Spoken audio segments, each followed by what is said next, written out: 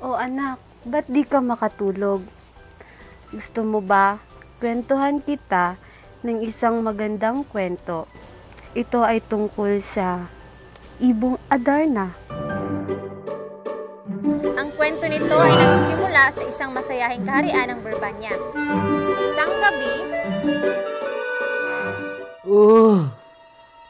Juan! Wag! Juan! Ano nangyari sa iyo, mahal kong hari? Napanaginipan ko si Juan. May dalawang lalaking gustong pamatay sa kanya. doon nagsimula ang sakit ng hari, kaya ipinatawag na ng reyna ang lahat na magagaling na doktor sa Burbanya. Maraming salamat at nakarating kayo. Maraming salamat. Walang anuman, mahal na reyna.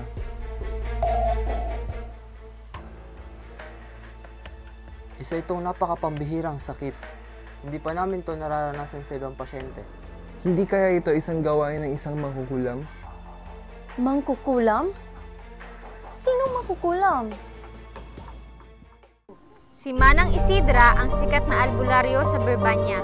Ang kasikatan niya ay hindi pa nakaabot sa palasyo kung hindi pa sa mga doktor na nakapagbanggit sa kanyang pangalan sa reyna.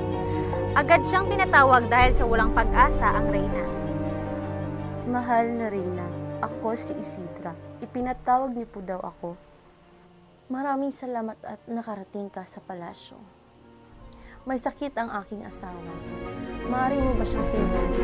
May bihira siyang sakit. Siyempre naman, kamahalan.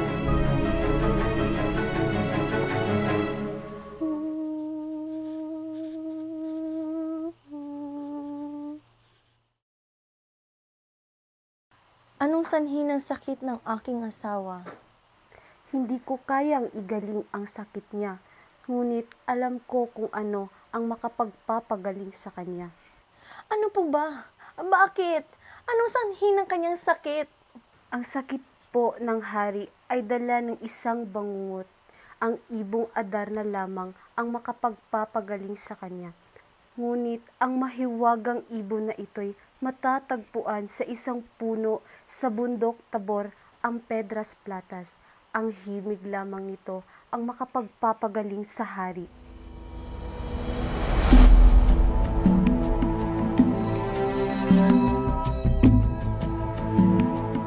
Inutusan ng hari si Don Pedro upang hanapin ang ibong magpapagaling sa kanya. Kaya nagsimula na si Pedro sa kanyang paglakbay. Malayong-malayo ang kanyang naabutan. Malapit na siya sa bundok Tabor, ngunit hindi pa niya alam. Paano kasi? Tunda siya. Namatay ang kanyang kabayo at nagpatuloy siya sa kanyang paglakbay gamit sa kanyang mga paa. Malapit nang maubos ang baon ni Pedro noong nakasalubong niya ang isang matandang puno. Anak, meron ka bang natitirang pagkain o tubig dyan? Nagugutom na ako. Sana'y maawa ka sa akin. Kailayo pa na nilakbayin ko. Kung bibigay kong baon ko sa'yo, ako ang kawawa. Ano ako, gago? Iniwan ni Don Pedro ang kawawang pulubi. Hindi rin nagtagal ay natagpuan na niya ang puno na hindi karaniwan. Napakaganda ng puno. Ang mga dahon ay parang diamante.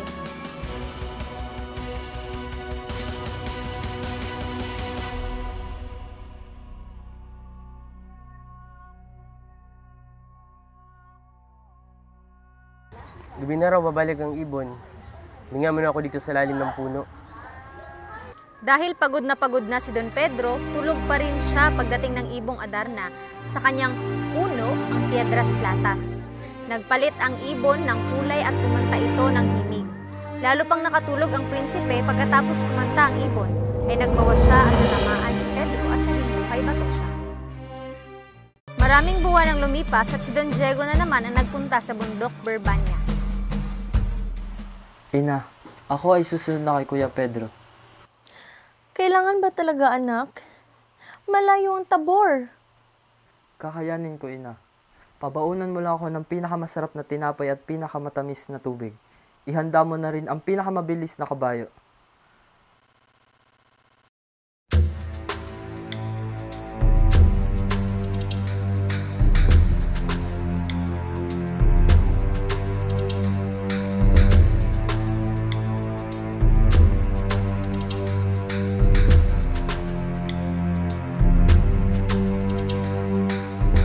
Don Diego na naman ang nagpasya sa paghahanap ng ibong Adarna at sa kanyang kuya.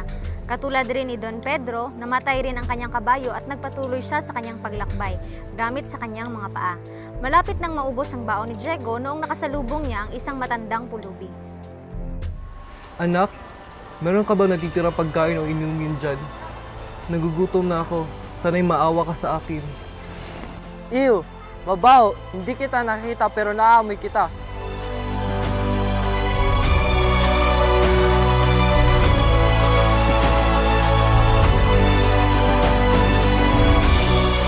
Hindi rin nagtagal, nakita na ni Don Diego ang Piedras Platas.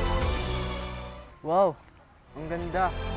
At dahil pagod si Don Diego at sa dilim pa dadating ang ibon, nagpahinga muna siya sa ilalim ng puno. Ang pangyayari ay magkapareho pa rin. Nabuwasan siya at naging buhay bato. Mas nalungkot pa ang palasyo dahil mamamatay na ang hari. Nawala pa ang dalawang prinsipe. Gusto ni Juan na siya na ang maghanap sa kanyang mga kapatid at sa ibong Adarna. Ina, ako na lang po ang pupunta. Hindi maaari. Ikaw na lang natitira sa mga anak ko. Ina, isinusumpa ko sa ngalan ng Diyos na maliligtas ko ang dalawa kong kapatid at mukuha ko ang ibong Adarna. Sige, pero ang tinapay na natitira ay hindi na kay sarap sa baon ng mga kuya mo. Ang mga tubig na ay hindi na rin ganon katamis. Ang kabayo na tira ay hindi na rin malakas. Kakayanin ko, Ina.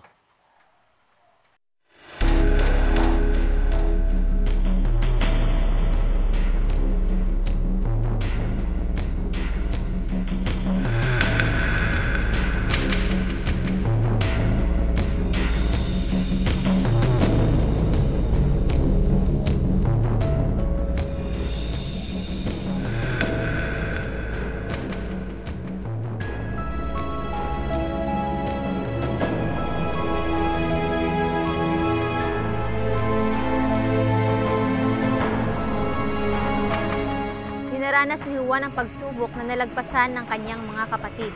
Namatay ang kabayo niya at nakasalubong ang matandang pulubi. Anak, meron ka bang natitira pagkain o maiinom dyan? Nagugutom na ako. Sana'y maawa ka sa akin. Heto po. Salamat, Don Juan. Salamat. Alam niyo po bang pangalan ko? Oo, pero huwag ka na magtanong pa. Alam ko ang hinahanap mo, ang ibong Adarna. Malapit ka sa Piedras Platas, ang puno na tinitirahan ng ibong Adarna. Kumikisap siya parang diamante. Huwag kang huminga sa ilalim ng puno. Pumunta ka muna sa kubo, hindi malayo sa puno. Doon mo makita ang mga kailangan mo mamaya. Sige po, salamat po.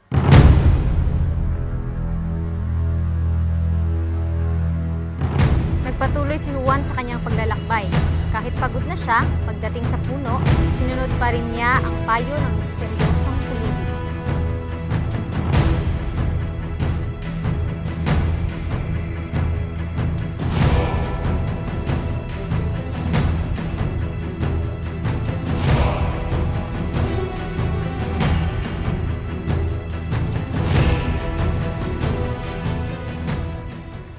Ito na nga yung kubo na tinutukoy niya.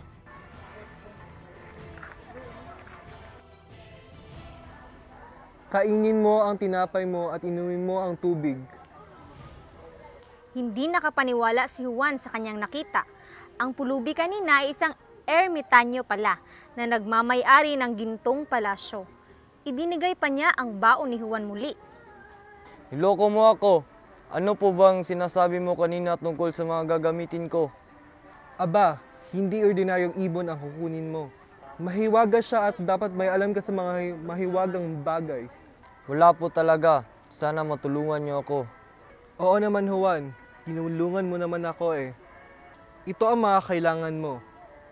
7 dayap, mahal na prinsipe. Ang kutsiling ito at 7 dayap ang mapagkagising mo habang umaawit ang ibon. Alam mo na ang gagawin mo, di ba? Ang gitong sintas na ito ang gamitin mo sa paghuli ng ibon. Ipasok mo siya kaagad sa hawla. Pagkatapos mong mapasok ang ibon sa hawla, lagyan mo ng tubig ang boteng ito. Ang tubig sa Jordan ang magpapabuhay muli ng mga kapatid mo na nagiging buhay bato sa ngayon. Sige po, Mang Ermitanyo, salamat. Babalikan kita pagkatapos ito.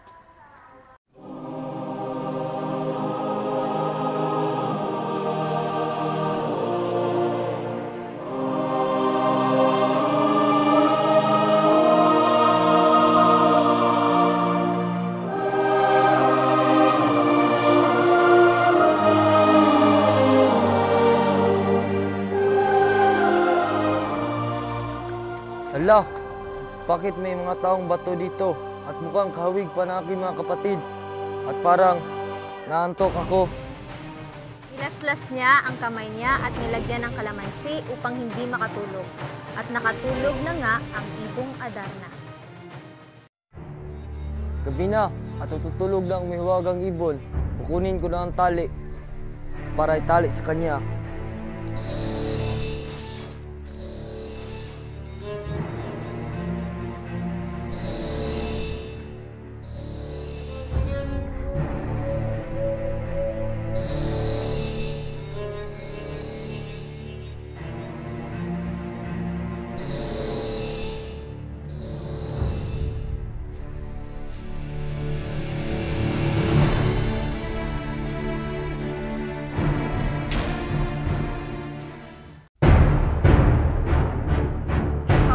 Tatlo sa kaharian, isang masamang balaki ng nabuo sa isipan ng nakatatandang kapatid, sinang-ayunan sa pagdakuin ng ikalawang kapatid.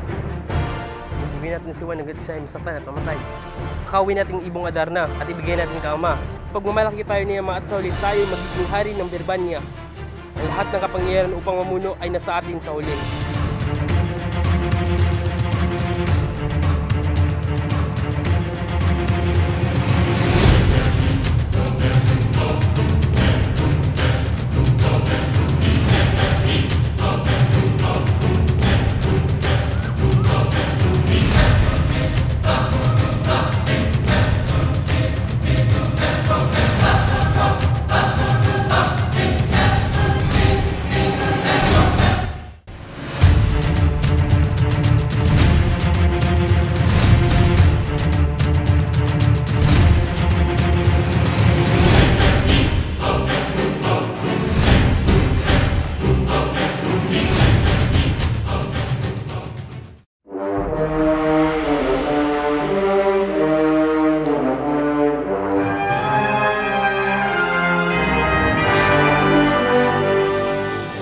Mahal kong Ama, kami narito dala namin ang ibong makakapaggamot sa iyong karamdaman.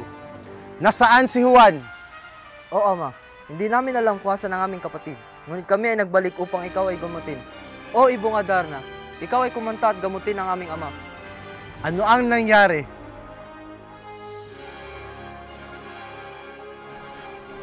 Oo, Ama. Ako ay narito na. O anak ko, ako ay maligaya sapagkat ikaw na'y dumating. Nang nakita ng ibong Adarna si Don Juan, ito'y biglang kumanta at gumanda.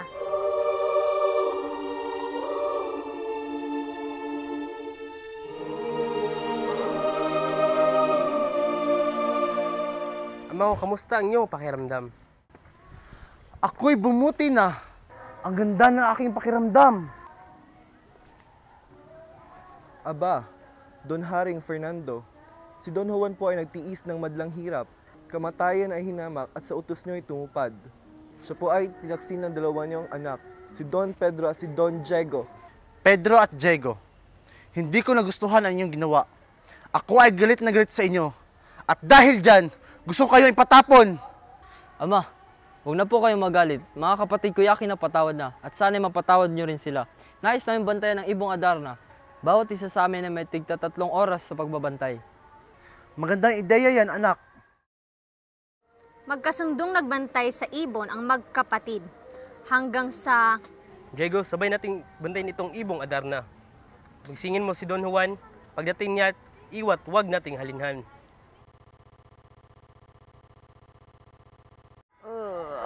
Ang sarap ng tulog ko kagabi. Naku, saan ang ibong Adarna?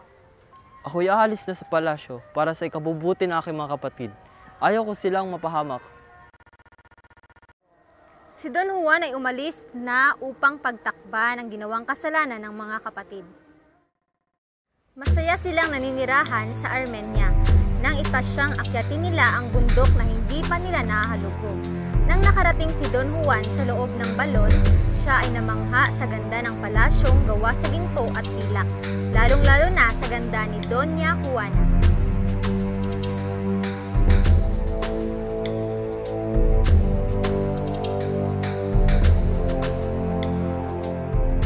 O mahal na prinsesa, ang ganda mo'y nakakasilaw. Gusto kong pahayag ang tunay kong pagmamahal. Tanggapin mo ang aking puso. Pusong iyan kapag naglahoy, nagtaksil ka sa akin. Hindi kita pagtatsilan sapagkat ikaw ang aking buhay. Ngunit may isang higanteng nagbabantay sa akin. Kailangan mo muna siyang matalo bago ako mapasa iyo. Kung gayon, gagawin ko ang lahat para sa iyo.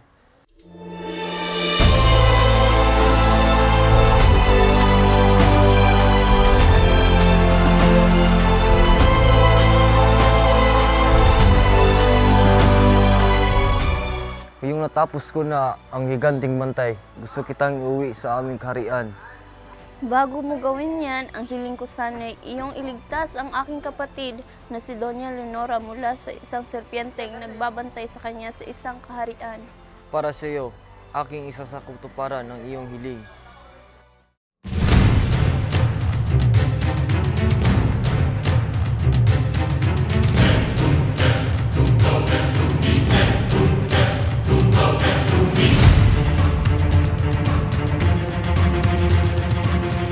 Bawat ulong matigpas ni Don Juan ay binubuhusan niya ng balsamo upang ito'y hindi na muling mabuhay.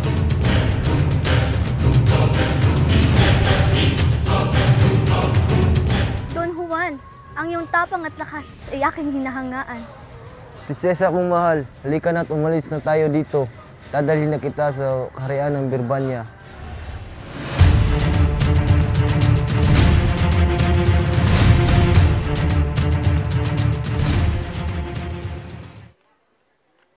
Umiral na naman ang inggit ni na Don Pedro at Don Diego sa kanilang bunsong kapatid nang muli itong magtagumpay sa pakikipagsapalaran sa ilalim ng balon.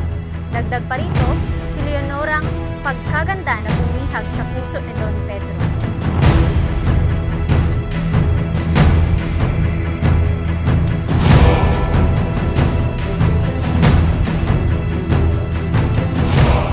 Nagpatuloy sina Don Pedro at Don Diego sa kahariang Birbania na kasama ang magkapatid na prinsesa.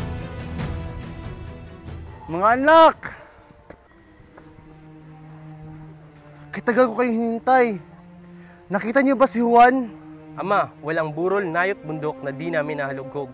Siniyasat namin ang bawat sapa, batis, ilog, ngunit di po namin nakita ang iyong minamahal na si Don Juan. Hindi ito maaari. Ama, sila ang magkapatid na prinsesang nakatira sa balon. Niligtas namin sila sa kapahamakan.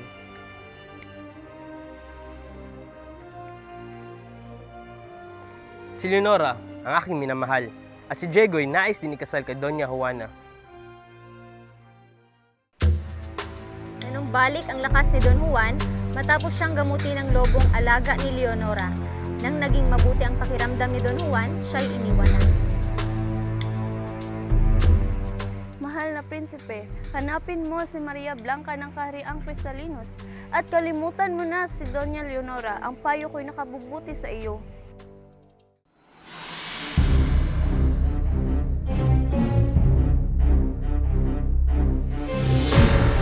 Narating ni Don Juan ang kahariang Cristalino sa tulong ng agilang alaga ng ermitanyo.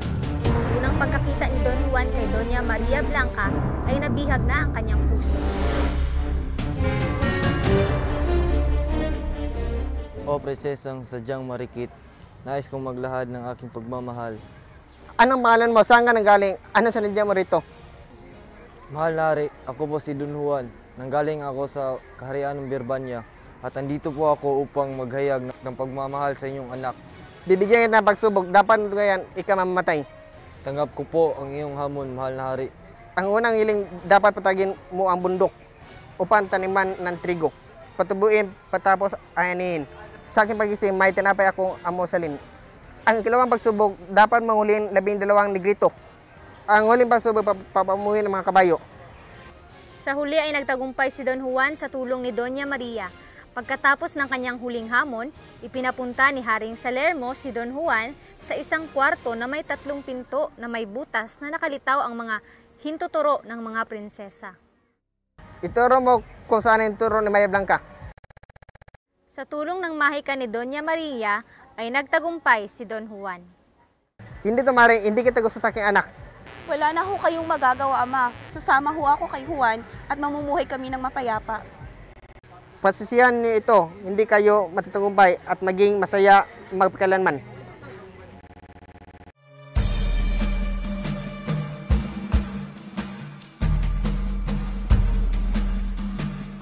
Pansamantalang itinigil ni Don Juan sa isang nayon si Doña Maria. Mahal ko, ako muna ibabalik sa Birbanya upang ipalam sa lahat na tayo ay kakasal na. Babalik ako, pangako. Ngunit nakalimot si Don Juan sa kanyang pangako kay Doña Maria.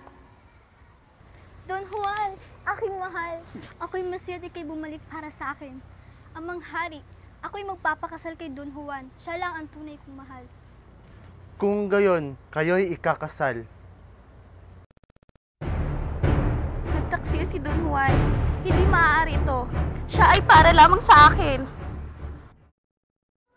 Nagsadya sa palasyo si Doña Maria sa kayang isang magarang karosa at suot ang isang napakagandang kasuotan.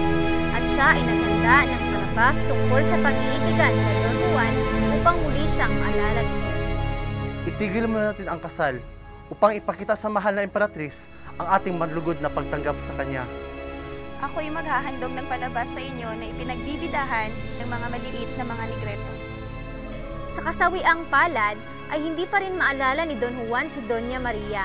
Kalaunan, nagbalik sa alaala ni Don Juan ang kanyang sumpa kay Doña Maria sa pamamagitan ng pagsasalaysay nito at ng mga negrito ng mga pangyayari. Ikaw nga, aking Mariang mahal. Tayo ay magpapakasal ngayon din. Naiwan ang Birbanya sa pamumuno ni Don Pedro at nagbalik naman si Don Juan at Doña Maria sa kahariang Cristalinos upang doon magsimula ng bagong buhay.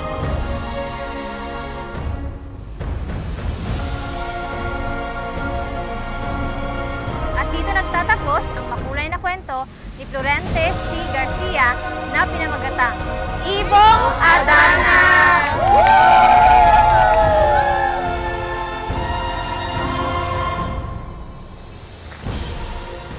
Hala, ba't may pangataong bata?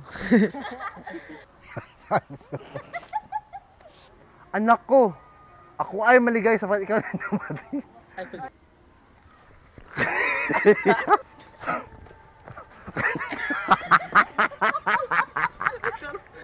Ama, walang burot. Asay burot. Ama, walang burol. Nayot bundok ang di naming nahalughog. Sinasayat namin ang bawat tumok. Ano ang pangalan? Ano ang pangalan mo? Kasangit. Ano yung pangalan? Kanasangit galing. Ano sa Jericho?